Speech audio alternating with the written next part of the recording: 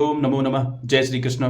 कृष्णाय वासुदेवाय हरे परमात्मने प्रणतक्लेशनाशाय गोविंदाय नमो नमः। तो सभी गीता प्रेमियों को, गीता सुधीजनों को मेरा नमस्कार। श्रीमद् भगवद गीता का प्रथम अध्याय लेकर के मैं आपके समक्ष उपस्थित हूँ। और श्रीमद् भगवद गीता के विषय में श्री वेदव्यास जी ने महाभारत में कहा था गीता का महात्म्य। तो एक श्लोक सुनाते हैं आपको। उन्होंने कहा था, गीता सुगीता कर्तव्या किमन्यैः शास्त्र विस्तरैः या स्वयं पद्मनाभस्य मुख पद्माद विनिसृता। उन्होंने कहा कि गीता सुगीता करने योग्य है। गीता सुंदर तरीके से गाने योग्य, मनन करने योग्य, हृदयंगम करने योग्य है, भावों को समझने योग्य है। सुगीता तो वही है जिसको अच्छी तरीके से गाया जाए। किमन्यैः शास्त्र विस्तरैः, और अन्य शास्त्रों के विस्तार से कोई प्रयोजन नहीं है। किमन्यैः शास्त्र विस्तरैः या स्वयं पद्मनाभस्य, और गीता कहाँ से निकली है? बोले जो स्वयं पद्मनाभ भगवान के मुख से, या स्वयं पद्मनाभस्य, पद्म है नाभि में जिसके, ऐसे भगवान विष्णु के अवतार श्री कृष्ण। पद्मनाभस्य मुख पद्माद, उनके मुखार बिंद से, मुख रूपी पद्म से विनिसृता, निकली हुई है। तो हमें चाहिए ऐसी श्रीमद् भगवद गीता को अपने जीवन में उतारें, अपने बच्चों को सिखाएं, अपने बच्चों को पढ़ाएं और संस्कृत शब्दों का ज्ञान भी करवाते जाएं।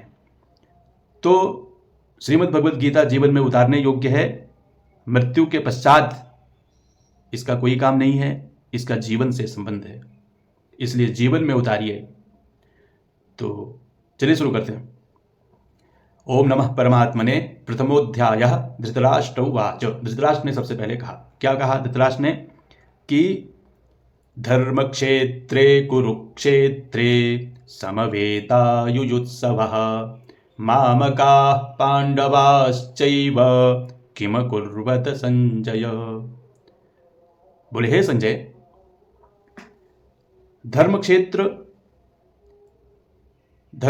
में, कुरुक्षेत्र में, सप्तमी विभक्ति, धर्मक्षेत्रे, धर्म रूपी जो स्थान है, क्षेत्र है, ऐसे कुरुक्षेत्र, कौरवों की भूमि कुरुक्षेत्र में, समवेता युयुत्सवः, युद्ध की इच्छा वाले, युयुत्सवः, युयुत्सवः मतलब होता है युद्ध की इच्छा वाले, जो मेरे और पांडु के पुत्र हैं, युयुत्सवः, युद्ध की इच्छा वाले। तो मामकाः यानी मेरे, पांडवाः यानी पांडु के जो पुत्र हैं, यानी पांचों पांडु, पांडवाश्चैव किम कुर्वत, वो लोग क्या कर रहे हैं? हे संजय, आप मुझे बताइए कि धर्म क्षेत्र में, कुरुक्षेत्र में, जो एक जगह सब एकत्रित हुए हैं, युद्ध की इच्छा से एकत्रित हुए हैं, ऐसे मेरे और पांडु के पुत्र किम कुर्वत, ये लोग क्या कर रहे हैं? तो इसके बाद दूसरे श्लोक में आते हैं। तो संजय क्या बोले? इस श्लोक का संबंध है धृतराष्ट्र के प्रश्न का उत्तर संजय आगे के श्लोक से देना आरंभ करते हैं। उन्होंने कहा, संजय उवाच दृष्ट्वा तु पांडवानीकं व्यूढ़ं दुर्योधनस्तदा आचार्यमुपसंगम्य राजा वचनमब्रवीत। तो तदा यानी उस समय राजा दुर्योधन थे, उन्होंने वचनम अब्रवीत, उन्होंने वचन बोला। क्या बोला? तो दृष्ट्वा तु पांडवानीकम, दृष्ट्वा तु पांडवानीकम, दृष्ट्वा यानी देख करके, है ना।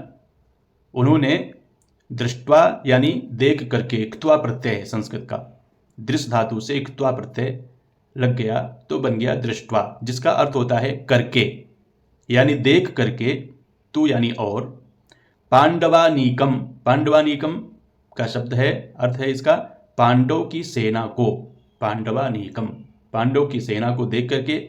सेना कैसी थी? तो व्यूढ़म, व्यूह रचना युक्त खड़ी हुई थी, व्यूहाकार तरीके से वो खड़ी हुई थी। ऐसी सेना को देख करके दुर्योधन आचार्यमुपसंगम्य, आचार्यम द्रोणाचार्यम, आचार्य यानी द्रोणाचार्य के समीप जाकर के उपगम्य, उपसंगम्य, उपसर्ग पूर्वक, सम उपसर्ग पूर्वक, गम धातु से लेप प्रत्यय, तो उपसंगम्य उनके पास जाकर के राजा वचनमब्रवीत, राजा दुर्योधन वचन बोला। तो एक बार फिर से देख लेते हैं।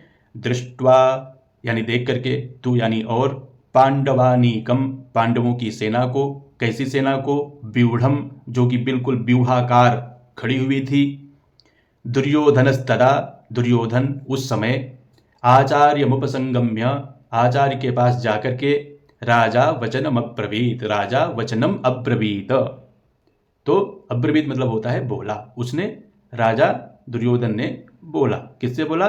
द्रोणाचार्य से बोला।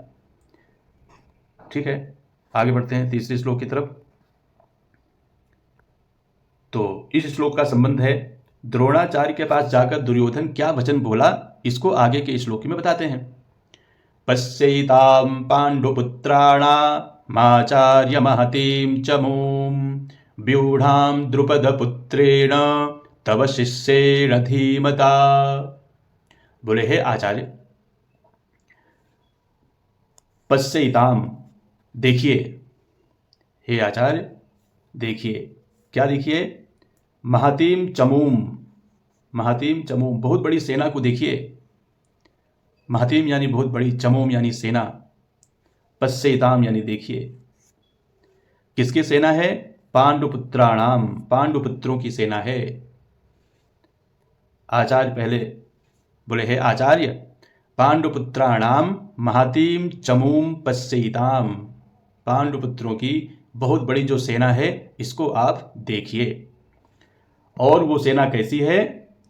व्यूढ़ाम, व्यूहाकार, व्यूह रचना युक्त खड़ी हुई है वो सेना। तो और ये किसके द्वारा खड़ी की गई है?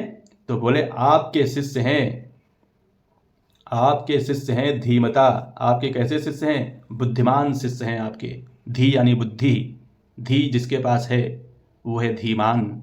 ऐसे धीमता आपके बुद्धिमान शिष्येण, आपके बुद्धिमान शिष्य के द्वारा खड़ी की गई है। और आपके बुद्धिमान शिष्य कौन है? द्रुपद पुत्रेण, द्रुपद पुत्र, द्रुपद पुत्र के द्वारा ये सेना खड़ी की गई है। द्रुपद पुत्र कौन थे? धृष्टद्युम्न, धृष्टद्युम्न के द्वारा यह सेना सजाई गई है। और किसके शिष्य हैं? तव शिष्य, तुम्हारे शिष्य हैं। तो ये श्लोक स्पष्ट है। पश्यैतां पांडुपुत्राणाम आचार्य महतीं चमूं, पश्यैतां यानी देखिए, पांडुपुत्राणाम यानी पांडुपुत्रों की, आचार्य हे आचार्य, महतीं चमूं बहुत बड़ी सेना को, कैसे खड़ी है? व्यूढ़ाम, व्यूहाकार खड़ी होकर के खड़ी है, व्यूहाकार खड़ी है। द्रुपद पुत्रेण, और द्रुपद पुत्र धृष्टद्युम्न के द्वारा, जो तव शिष्येण जो आपके शिष्य हैं, कैसे शिष्य हैं? बुद्धिमान शिष्य हैं। ऐसे बुद्धिमान शिष्य के द्वारा यह सेना खड़ी की गई है। तो यह तीसरा श्लोक है। चलिए आगे बढ़ते हैं। इस श्लोक का संबंध है द्रोणाचार्य से पांडवों की सेना देखने के लिए प्रार्थना करके अब दुर्योधन उन्हें पांडव सेना के महारथियों को दिखाता है। तो बोले भाई पांडवों सेना में देखिए कौन कौन है, मेरी सेना के भी आपको बताएंगे, लेकिन पहले पांडवों की सेना में महारथी कौन कौन है आप देख लीजिए।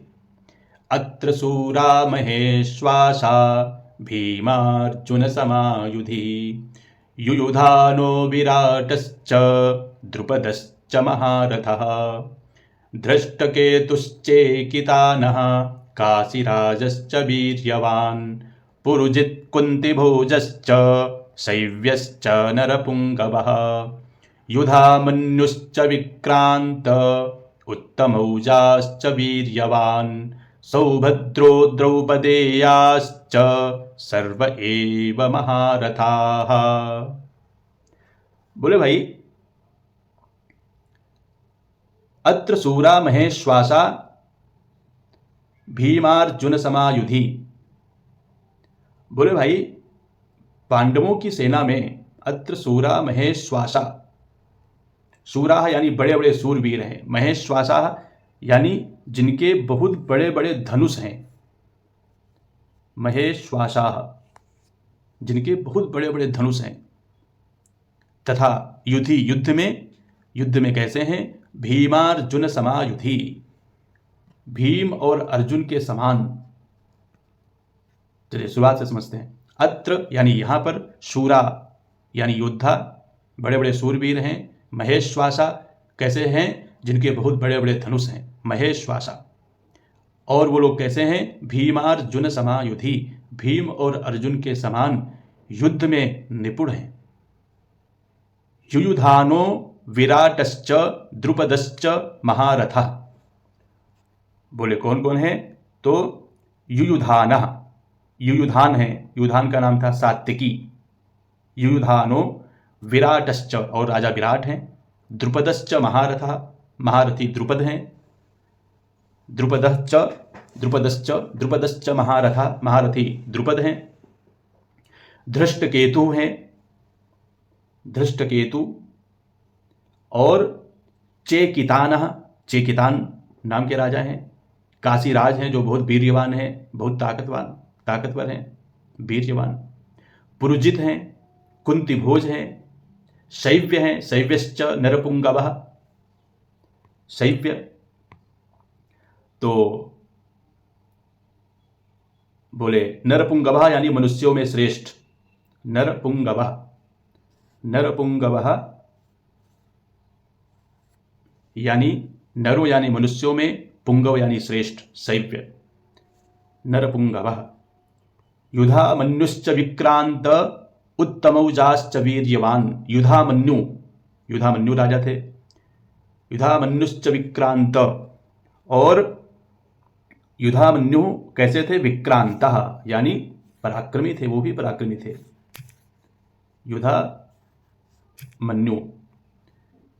युधामन्युश्च विक्रांत यानी युधामन्यु बहुत ही बलवान थे, उत्तमौजा भी हैं, उत्तमौजा नाम के राजा हैं, वो भी थे। तो युधामन्युश्च विक्रांत उत्तमौजाश्च वीर्यवान सौभद्रो द्रौपदेयाश्च सर्व एव महारथाः, बोले सौभद्र थे यानी सुभद्रा के पुत्र कौन थे, अभिमन्यु, और द्रौपदेयाश्च यानी द्रौपदी के पुत्र, पांचों द्रौपदी के पुत्र द्रौपदेय वहां पे उपस्थित थे। सर्व एव महारथाः, सभी महारथी हैं, सभी महारथी हैं यहाँ पे, इसलिए आप देख लीजिए फिर से एक बार। अत्र शूरा महेश्वासा भीमार्जुन समायुधि युयुधानो विराटश्च द्रुपदश्च महारथः धृष्टकेतुश्चेकितानः काशीराजश्च वीर्यवान् पुरुजित् कुन्तिभोजश्च शैव्यश्च नरपुङ्गवः युधामन्युश्च विक्रान्त उत्तमौजाश्च वीर्यवान् सौभद्रो द्रौपदेयाश्च सर्व एव महारथाः। तो दुर्योधन परिचय करवा रहा है कि ये सारी सेना है, पांडवों की सेना है, ये आप देख लीजिए। और हमारे भी जो विशिष्ट जो लोग हैं उनको भी मैं आपको बता देता हूँ कि हमारी सेना में भी कौन कौन है। देखो इस श्लोक का संबंध थोड़ा पढ़ लेते हैं। स्वामी राम सुखदास जी की ये टीका है। द्रोणाचार्य के मन में पांडवों के प्रति द्वेष पैदा करने और युद्ध के लिए जोश दिलाने के लिए दुर्योधन ने पांडव सेना की विशेषता बताई।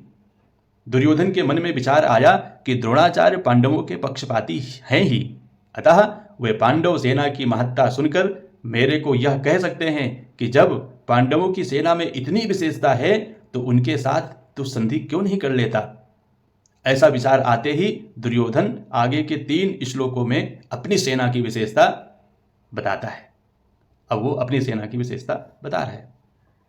तो अस्माकं तु विशिष्टा ये तान्निबोध दुजोत्तम नायका मम सैन्यस्य संज्ञार्थम तान् ब्रवीमि ते। बोले भाई अब हम लोगों की सेना भी किसी से कम नहीं है। हे द्विजोत्तम, हे द्विजो में उत्तम, द्विजोत्तम। बोले भाई द्विजोत्तम, द्विजो में उत्तम हैं आप द्रोणाचार्य, इसीलिए आप अस्माकम तो विशिष्टा ये, यानी हमारी सेना के भी जो विशिष्ट लोग हैं, तान निबोध, तान यानी उन पर भी जो आप हैं, तान निबोध, निबोध यानी तान यानी उन लोगों को आप ध्यान से सुन लीजिए। तो नायका मम सैन्यस्य, नायक जो हैं मेरी, मम सैन्यस्य मेरी सेना के जो नायक हैं, संज्ञार्थम आपकी जानकारी के लिए बता रहा हूँ, तान यानी उन सबको ब्रवीमी, उन सबको ब्रवीमी मैं बता रहा हूँ आपकी जानकारी के लिए, उन सभी को हे द्विजोत्तम आपकी जानकारी के लिए मैं आपको उनका परिचय दे रहा हूँ। किनका परिचय दे रहा हूँ? अस्माकम तो विशिष्टाजे, हमारी सेना के जो विशिष्ट विशिष्ट जो लोग हैं, योद्धा लोग हैं, उनका परिचय मैं आपसे करवा रहा हूँ। निबोध, ध्यान दीजिए, निबोध, तान निबोध, उनको आप कान खोल के सुन लीजिए। कौन कौन है भाई? तो आगे के श्लोक में कहते हैं, 8वें श्लोक में, भवान भीष्मश्च कर्णश्च कृपश्च समितिञ्जयः अश्वत्थामा विकर्णश्च सौमदत्तिस्तथैव च। बोले भाई सबसे पहले तो आप ही हैं, भवान है ना, भवान यानी आप, सबसे पहले आप ही हैं। भीष्मश्च, और भीष्म है, पितामह भीष्म, आप और भीष्म। कर्णश्च, कर्ण है। कृपश्च, कृपाचार्य हैं। समितिञ्जयः, और कृपाचार्य कैसे हैं? समितिञ्जय हैं, यानी कि वो अकेले ही चाहें तो संग्राम को जीत सकते हैं। अश्वत्थामा है, विकर्ण है। अश्वत्थामा विकर्णश्च, अश्वत्थामा और विकर्ण है। सौमदत्तिस्तथैव च, और सौमदत्ती हैं। सोमदत्त का पुत्र भूरिश्रवा, भूरिश्रवा भी इनकी सेना में है। तो यहां बता रहे हैं सौमदत्ती कौन है? न सोमदत्त का पुत्र है जो भूरिश्रवा, वो भी कौरव पक्ष से युद्ध में लड़ रहा है। तो फिर से एक बात देख लेते हैं, भवान यानी आप, भीष्मश्च यानी भीष्म पितामह, कर्णश्च कर्ण है, कृपश्च कृपाचार्य हैं, समितिञ्जयः कृपाचार्य कैसे हैं, उनकी विशेषता बताई ना, वो अकेले ही युद्ध को जीतने वाले हैं, समितिञ्जयः संग्राम विजयी हैं। और कौन है? अश्वत्थामा, विकर्णश्च, विकर्ण है, अश्वत्थामा है, सोमदत्त के पुत्र सोमदत्ती हैं, तथैव च, तथा ये सब हैं। आगे और बताते हैं, और कौन कौन है? अन्ये च बहवः शूरा मदर्थे त्यक्तजीविताः नानाशस्त्रप्रहरणाः सर्वे युद्धविशारदाः। अन्य यानी और भी हैं, इसके अतिरिक्त भी, ये तो हमने कुछ ही बताए हैं। अन्य च बहवः शूरा, बहुत सारे, बहुत से, शूरा यानी शूरवीर, ऐसे शूरवीर हैं, और भी ऐसे बहुत सारे शूरवीर हैं जो मदर्थे त्यक्त जीविता, मेरे लिए वो अपने जीने की इच्छा का भी त्याग कर देते हैं, कर देंगे। अगर मैं आदेश दे दूं तो मेरे लिए वो मरने को भी तैयार हैं।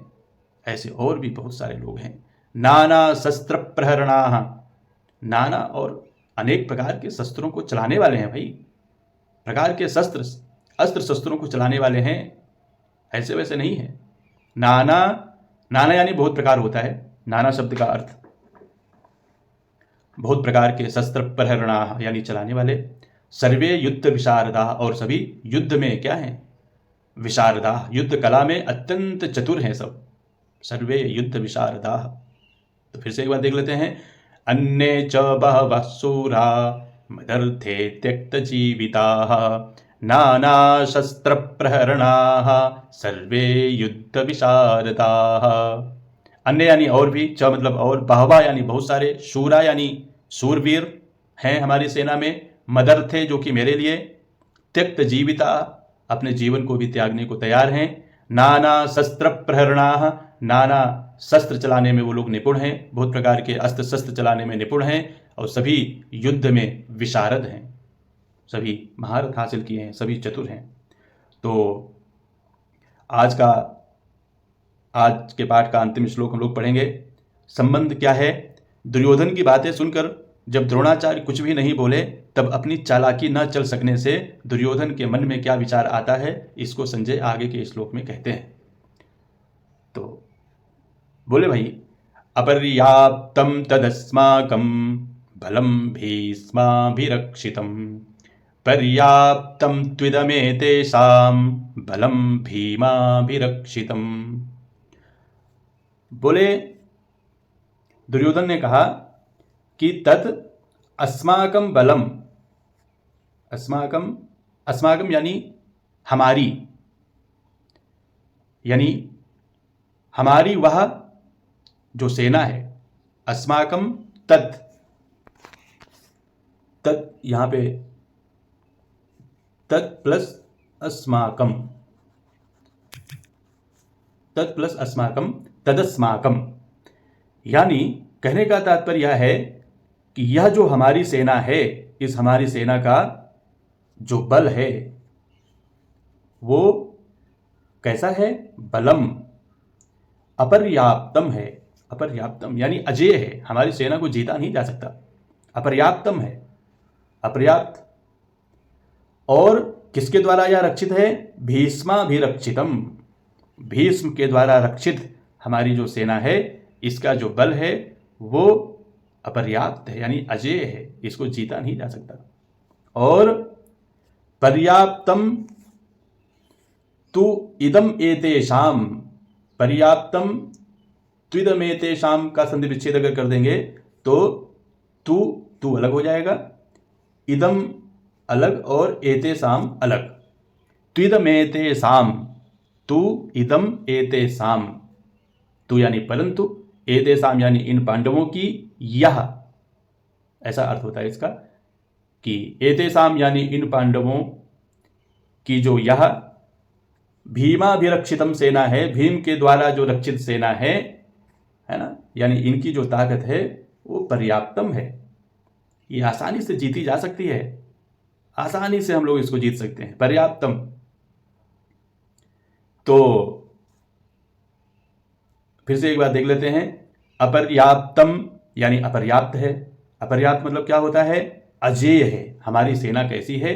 अजेय है, जीती नहीं जा सकती। तत् अस्माकम, अस्माकम यानी हमारी, बलम यानी हमारी जो ताकत है, अस्माकम बलम यानी सेना ही हमारा बल है, सेना हम पर है ना। तो बलम यानी हमारी जो ताकत है, हमारी जो सेना है। भीष्माभिरक्षितम है, भीष्म के द्वारा रक्षित है, इसलिए यह अपर्याप्त है, जीतने में संभव नहीं है। और इन लोगों की जो सेना है, तो इदम एतेषाम, और इदम एतेषाम, इन लोगों की जो सेना है वो भीष्म के द्वारा रक्षित है, भीम के द्वारा, भीमाभिरक्षितम, भीम के द्वारा अभिरक्षित है, इसलिए अपर्याप्त है, ये जीतने में सुगम है, इसमें ज़्यादा टेंशन की आवश्यकता नहीं है, इसको आसानी से हम लोग जीत लेंगे। तो आज हम लोग 10 श्लोक तक ही अध्ययन किए हैं, और अगर आपको इसमें कुछ कमी लगे तो अवश्य बताइए, और देखिए, वीडियो को देखिए, बच्चों को दिखाइए। और आप सभी को बहुत बहुत धन्यवाद, बहुत बहुत धन्यवाद आप सभी को। नमो नमः। जय श्री कृष्ण, जय श्री कृष्ण।